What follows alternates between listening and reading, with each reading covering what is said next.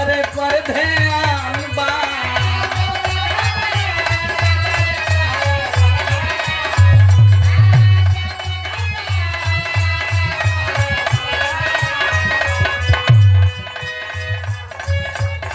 सारी धनवा तोहरे नु बाटे अजगर बा कवना बात के। सारी धनवा तोहरे नु बाटे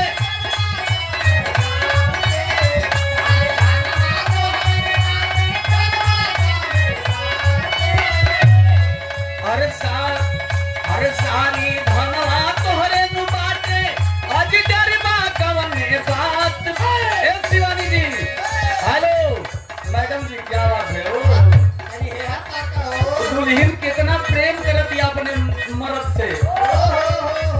अजगर बाकवन बात के सारी परिया बही लेला बंधा नटी